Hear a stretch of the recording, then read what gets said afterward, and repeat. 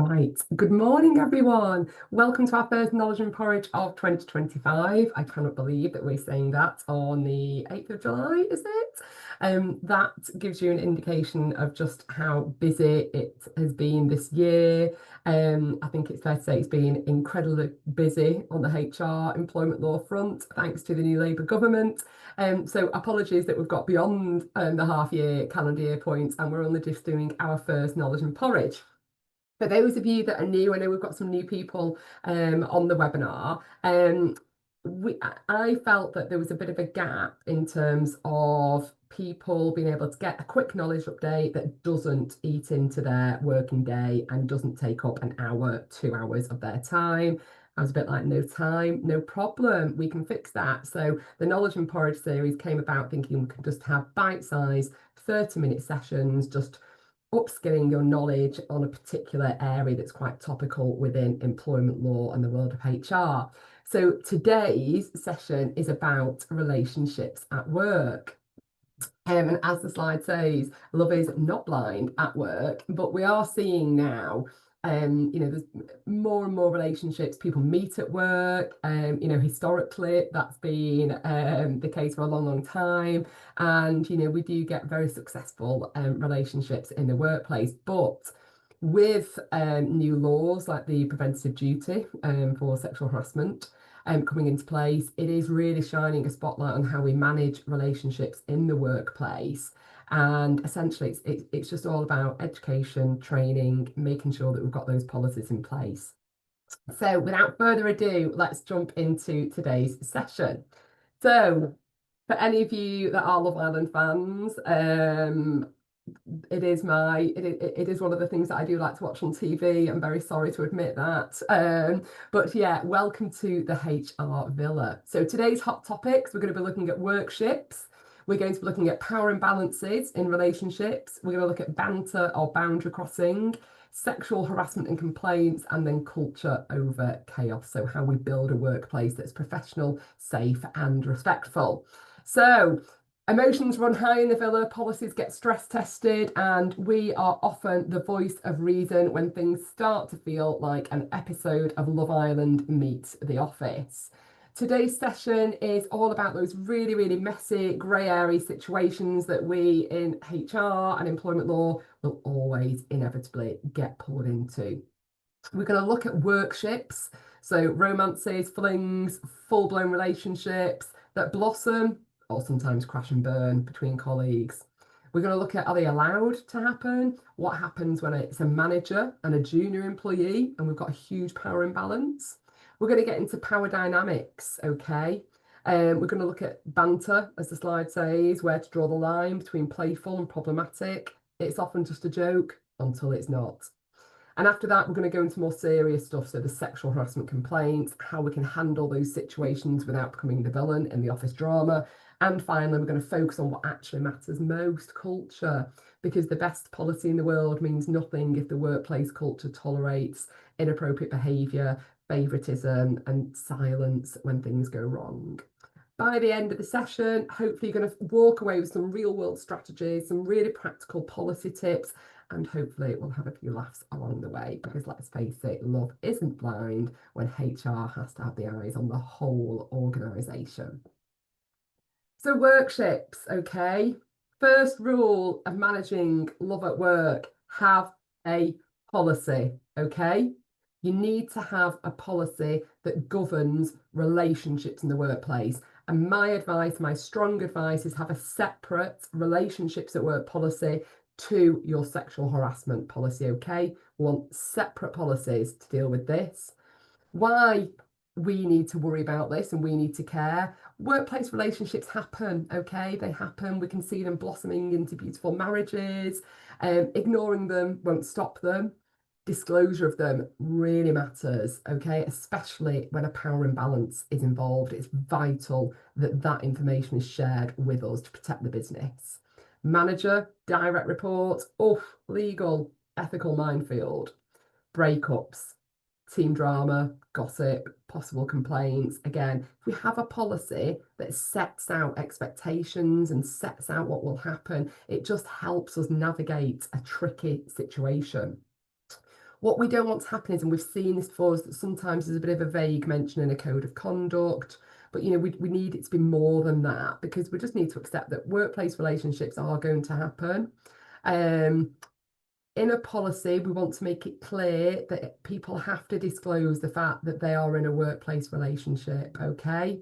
So we need to know about that so we can manage the risk moving forward, okay?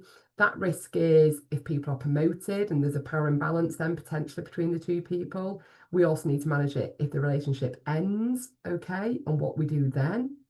And also, we also want to make it clear, and we've got the opportunity to, if we have a policy, that the relationship policy, it's not there, it's not existing, it's not there to punish romance, okay? It's just there to set the ground rules early, make sure disclosure is made and it's easy and it's safe, and just help HR support relationships before they potentially become a HR problem, okay? So there you go. First big tip, you need to have a relationships at work policy that is a standalone policy, and that really, really sets the scene in terms of what needs to be done if people find themselves in a workplace relationship. Key elements, I would say, feel free to scribble these down. We want to make sure that the policy has a clear definition, and it should clearly define what is considered a personal relationship, okay? So we need to make sure we explain what that is. In terms of disclosure requirements, we'll make it clear that the employees, if they are in a relationship, they are required to disclose that relationship, okay? And that's really for us to manage any potential conflicts of interest, any potential ethical concerns, particularly when we're looking at superiors and subordinates, okay? In the policy, it will make it clear what is acceptable and unacceptable behaviour, okay? The policy will explain and outline what is expected professional conduct, emphasising that displays of affection or inappropriate sharing of personal details at work, clearly, wholly inappropriate. The policy should also make it clear what a manager's responsibilities are, okay? So if it comes to a manager's attention that people are in a relationship in their teams. So the policy will just make it very clear, and it'll be a really, really useful go-to document for employees and line managers to follow if they find themselves in a situation whereby there is a relationship at work. So workships, they're not a problem, as we say, per se. And it's just about acknowledging that they do happen, but we do need to make sure that there's expectations that are set, because we want to make sure that the risk is managed. So if someone says to us, we're in a relationship, well, now what? As I say, first rule, have a policy. Second rule, make it make sense, okay? It's not, and we're not in the business of banning workplace relationships. What we want to do is we manage the impact of any workplace relationships. Policy, again, good policies, as we always know, start with honesty, okay? Relationships at work happen. We know that, and we don't want to make them feel like, it's scandalous or anything like that. But yeah, it needs to make sure that, we acknowledge relationships happen. We're not here to police feelings, just to manage the risk. Define personal relationship as in the policy, so not just married couples, but anything romantic, emotional connection. Clarify, as I say, when the disclosure needs to be made, so especially for manager subordinate dynamics. Ideally, when we see people in a relationship that are working maybe closely together, and there is, say, that huge power dynamic, for me an obvious example would be a partner in a team and then maybe a trainee solicitor or a paralegal. Ideally, you want to separate those people. So ideally, if the business can withhold that, you would want to remove someone so that they work in a different team, so that they aren't then in the same team. And that is, again, just to manage the risk, potential conflicts happening, potential allegations of favoritism. And also it's to protect those individuals in the relationship as well as the people around them. Okay, so we want to make sure that we're managing that power dynamic. And again, offer fair process for handling conflicts of interest if we do need to reassign someone, and if there is a workplace tension, again, particularly after breakups, we need to look at how we manage that, okay? We don't want people to feel that there's any shameful in a workplace relationship if people start to enter into a consensual relationship, but we just need to make sure that it's all being handled very transparently from a HR perspective. This slide. Who remembers Mr. Hancock? So Matt Hancock, it was obviously a huge public figure in COVID, and this footage we think was leaked to the press because this shows him. He was married and he's in a clinch there, a highly inappropriate display of affection in the workplace. And this was leaked to the press, and it all came out in the press that he was having an affair with his aide at work. And as the slide says, public displays of affection are inappropriate in the work sphere. So whilst Downing Street is a million miles away from the Love Island villa, it just goes to show at the highest place in society, these relationships are happening. So if I was advising Downing Street, I would be saying, well, you need to have a relationship at work policy as well as a sexual harassment policy to manage the risk of this. But yeah, when thinking about this, we all will probably remember this image of him kissing his aide during lockdown. The COVID inquiry, this you may have seen, it's been back in the news over the last couple of weeks because the COVID inquiry is still ongoing, and Mr. Hancock has very recently been giving evidence. As relationships at work go, I'd probably say that has to be one of the most controversial. We've then got managing the fallout. So that was a picture of Davide from Love Island. So if anyone remembers, there was a Love Island series a few years ago now where there was a couple, Davide and Ekin Sue, in a consensual relationship, but they had a huge monumental fallout in the villa that dragged everyone else into it. There was lots of emotion, tension was really, really running high, and everyone else really got dragged into the drama, and the culture of that villa workplace was really impacted for quite a period of time. So what that goes to show, obviously, talking a bit tongue-in-cheek using that example, but in the very real world example, if you did have a consensual relationship at work that's ended, again, your policy should talk about what happens if that relationship is going to end and ends. Because if, say, emotions are running a high, who knows what's happened. Someone could be accused of having an affair. It could be a very, very bitter fallout. We may be dragged into that, and we need to manage that in the workplace. Okay, so you need to have a section as well in your policy about what happens if and when relationships end. This slide, when love isn't really equal, so the power imbalance, so when one person holds more authority, more influence, status than the other, that immediately exposes the company, okay? So think about real life examples for you, whether that's a manager, direct report, senior to a junior, or perhaps a mentor-mentee relationship. Why it matters? Well, obviously consent is always incredibly important, and we don't want to be any allegations of someone feeling like they had to go along with it out of fear or pressure. So the risks, possibly coercion, and favoritism, conflicts of interest, potential harassment claims. I think most of you who will have joined the Knowledge and Porridge session we did last year when the sexual harassment law changed, you may remember the case that I talked about involving two police officers who were in a consensual relationship for a significant prolonged period of time. One police officer ended it, and the other police officer for a period of time was trying to persuade them, said, oh, come on, you don't really want to end this, let's carry on, let's get this relationship back on track.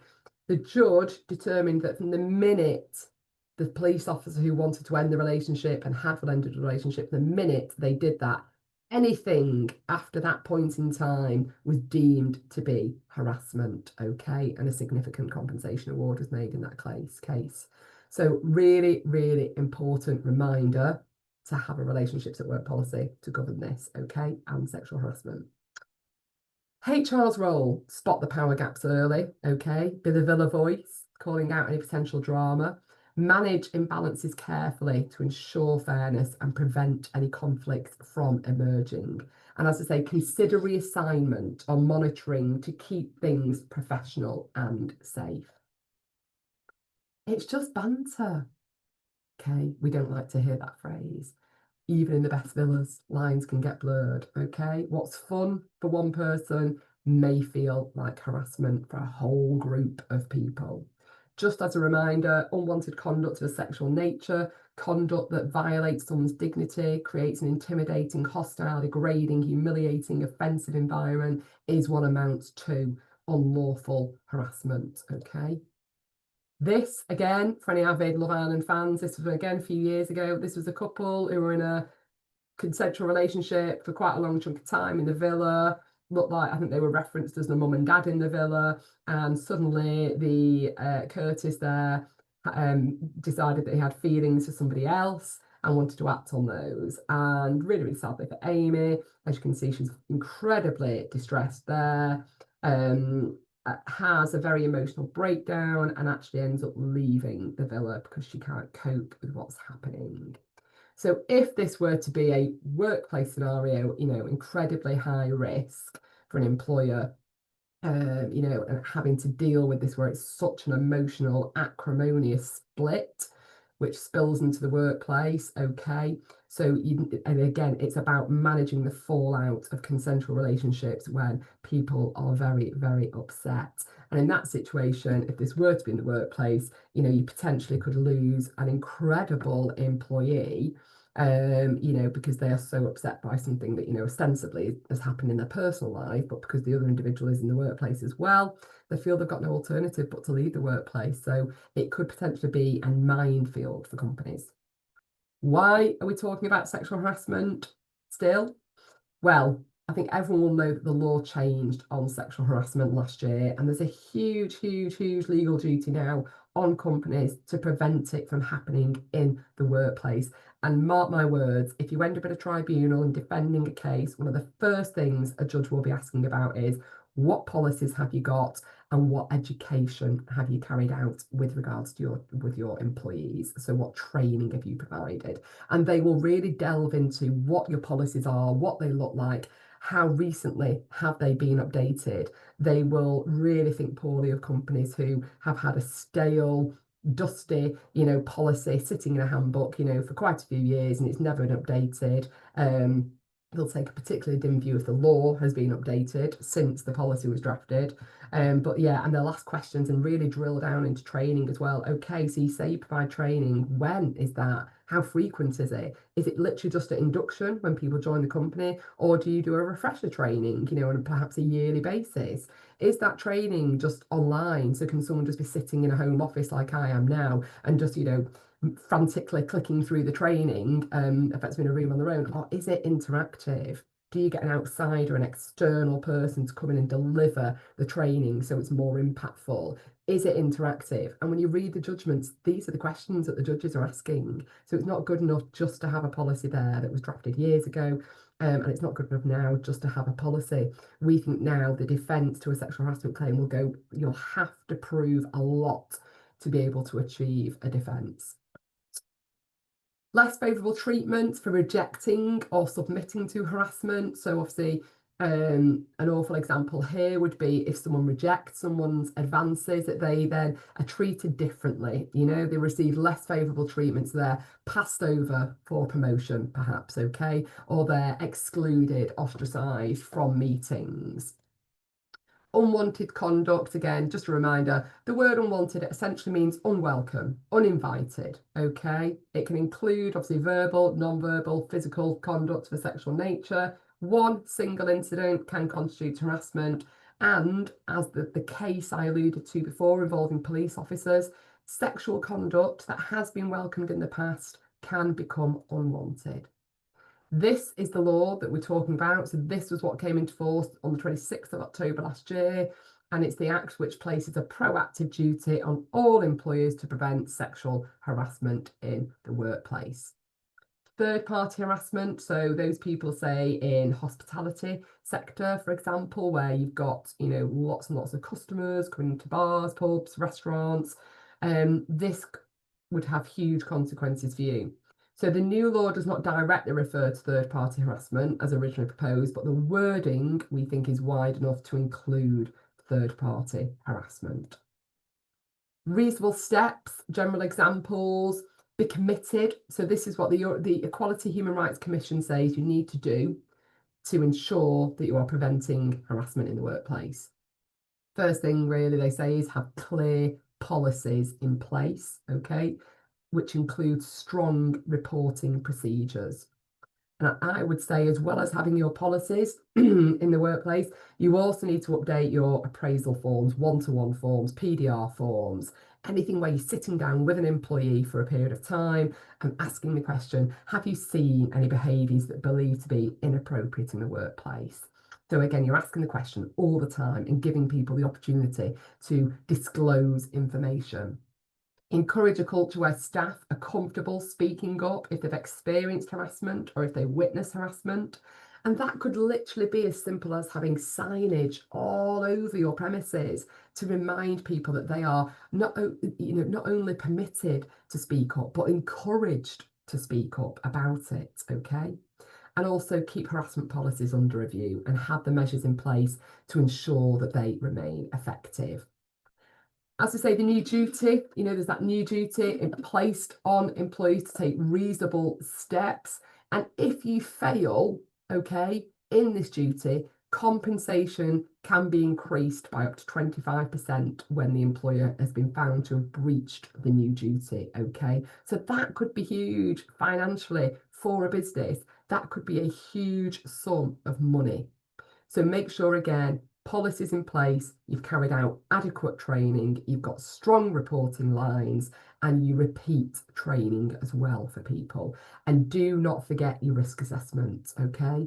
You have to have a risk assessment. And again, a defence is not going to get off the ground unless you have carried out a bespoke risk assessment for your business, okay? You've looked at the hotspots, okay? If you have night shift workers, massive red flag there. That needs to be on your risk assessment. Okay, so you need to make sure that you've carried out a bespoke, tailored risk assessment. And be aware of the risks, okay? So if you're talking to your management, your leadership team, your C-suite, the risks that they need to be aware of are huge increase in compensation. The Equality and Human Rights Commission have increased powers now to investigate employers. They can issue an unlawful act notice if they find an employer has breached the law. They can insist that you enter into a binding agreement with the Equality and Human Rights Commission, confirm that you commit to prevent future unlawful acts. They can also seek a court injunction, okay, to restrain a company. So there's those powers, but also massive reputational risk for companies, okay? It is a huge risk. The appetite, the temperature in the room after the Me Too movement in about 2017, I think that was 2018, it's huge now. Even at the start of this year, was it Greg Wallace? That was January this year. That was a huge piece of news. Immediately he was taken off air as a result of the allegations of sexual harassment. So key takeaways, 4 minutes left. So key takeaways, make sure, I think I've banged the drum enough, make sure that you have the correct policies in place and that these are up to date and relevant. Okay, so after this, make sure either yourself or a member of your team, you want to check sexual harassment policy. One, have you got one? If you haven't, you definitely need one. Needs to be a separate standalone policy. That's my advice. Relationships at work policy, if you haven't got one, get one. Again, needs to be a separate standalone policy is my advice. Ensure that everyone, managers in particular, are trained on these policies so that they know what to do. We cannot risk line managers brushing things under the carpet or not communicating any issues to us, okay? So you need to make sure that your line managers are line managing, okay? Since the Labour government came in and with the wholesale reforms of the Employment Rights Bill, line managers are so much under the spotlight now, okay? They are our guardians, our custodians, really, of our culture, okay? So we need to make sure that they are trained on these policies and they are doing what we need them to do. Staff, all people, all of our employees, workers need to be aware of the policies and the procedures too. You must train people on EDI, sexual harassment issues, to one, improve your culture, but two, if you do find yourself in a really unfortunate position whereby allegations have been made, the company has got the best shot at defending any claims. Face-to-face training, always preferable. So interactive face-to-face training, as opposed to just online. But online is always better than nothing. and think about reasonable steps that you, the company, can take. Okay. Risk assessments, absolutely key. So if you are defending a claim for sexual harassment, I would say you have to have sexual harassment policy, relationships at work policy, and a bespoke, tailored risk assessment for your organisation. And be ready for the Employment Rights Bill when all reasonable steps and third party harassment provisions are going to be coming into force. It's going to be really, really tricky for employers moving forward in terms of defending these claims. So you really have to be on the front foot to do these. And finally, our last slide with 2 minutes to go.